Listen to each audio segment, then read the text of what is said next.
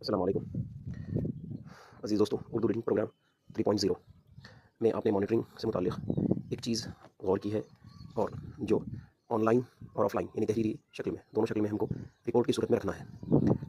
बहुत एक अहम चीज़ आप लोगों के साथ हम शेयर कर रहे हैं कि मॉनिटरिंग के इस ऑनलाइन गूगल फॉर्म को बहुत कम लोगों ने भरा है। लिहाजा हम तमाम ही से गुज़ारिश करते हैं कि वो इस लिंक को लाज़िमन भरें, क्योंकि आप प्रोग्राम चाहे अपने स्कूल की सतह पर, तालुक़ी की सतह पर, ज़िले की सतह पर कर रहे हों, लेकिन हमें इन तमाम चीज़ों का इल्म आपके रिपोर्टिंग की सूरत में होगा। लिहाजा लाज़िमन इस ऑनलाइन लिंक को आप भरें, जो हम यूनिसेफ और प्रथम बुक के साथ शेयर करेंगे। ये फॉर्म भरने से पहले आपके लिए बहुत आसानी होगी, बल्कि आपकी 100% आसानी इसी में है कि आप इस फॉर्म को, जो आपकी मॉड्यूल की बुक में दिया हुआ है, तो उसको मुकम्मल तौर से भरें।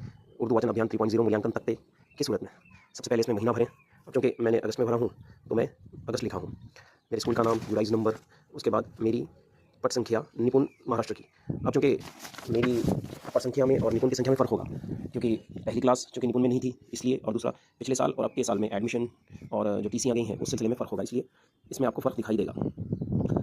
अब विद्यार्थी संख्या, शब्द स्तर, प्रारंभिक स्तर, शब्द स्तर, वाक्य स्तर, उतारा वाचन और श्रुत लेखन ये भरने के बाद, ये जो निपुण का आखिरी तख्ता आपने भरा 30 जून 2025 के बाद, या जुलाई के महीने में, जुलाई 2025 के बाद, तो वो आपको संख्या डालना है यहाँ। उसके बाद आपको इस महीने में यानी अगस्त के महीने में आपके स्कूल को किसी ने विजिट की है, राज्य स्तर, जिला स्तर, तालुका स्तर, या फिर किसी भी अधिकारी ने आपको उर्दू रीडिंग प्रोग्राम के अंतर्गत भेंट दी है क्या? उर्दू वाचन अभियान 3.0 के तहत अगर किसी अधिकारी की भेंट हुई हो तो यहाँ आप वो संख्या डालेंगे, वरना यहाँ पर शून्य होगा, जिस तरह मेरा यहाँ पर राज्य स्तर, जिला स्तर, तालुका और इधर 0 आया है। वेळापत्रकामध्ये यस मेरे स्कूल के टाइम टेबल में ये नमूद है, नहीं है तो आप उसको कर लीजिए। उसके बाद माझे ग्रंथालय, माई ओन लाइब्रेरी, चूँकि इब्तिदा है, मेरे बच्चों में सिर्फ 3 बच्चों ने ही माई ओन लाइब्रेरी कायम की है। उसके बाद स्टोरी व्यूअर, क्योंकि मैंने अभी कहा कि ये इब्तिदा है, टीचर्स की ट्रेनिंग भी नहीं हुई थी उस वक्त, तो सिर्फ 1 टीचर और 4 बच्चे हैं जो स्टोरी व्यूअर का वापर करते हैं। फिर उसके बाद स्टोरी व्यूअर प्रमाण पत्र हासिल करने वाले अभी मेरे पास बच्चे नहीं हैं, लेकिन कई लोगों के पूरे महाराष्ट्र से, चूँकि ग्रुप पर हम देख रहे हैं कि कई टीचर्स ने भी और अल्हम्दुलिल्लाह बच्चों ने भी बहुत अच्छा काम किया है। वो 36 किताबों को पढ़कर उसका प्रमाण पत्र भी हासिल किया है। वो संख्या आप यहाँ पर डालेंगे। मेरे स्कूल की लाइब्रेरी में, ग्रंथालय में मध्य उपलब्ध एकूण पुस्तक संख्या मेरी 205 है, जिसमें स्तर 1 में 20, स्तर 2 में 48, स्तर 3 में 50 और स्तर 4 में 87 किताबें हैं। स्तर 1 की मेरे पास किताबें कम हैं।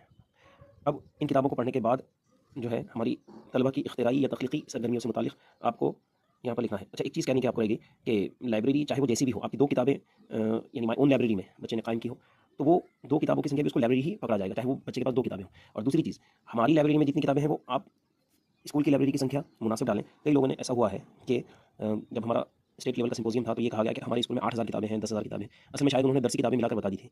तो जितनी आपकी गैर दरसी किताबें लाइब्रेरी में हैं स्कूल की, वो संख्या यहाँ पर डालना थी। इख्तिराई सरगर्मियों की हमारी बात चल रही थी, तो इख्तिराई सरगर्मियाँ जो है आपको यहाँ पर दर्ज करनी है।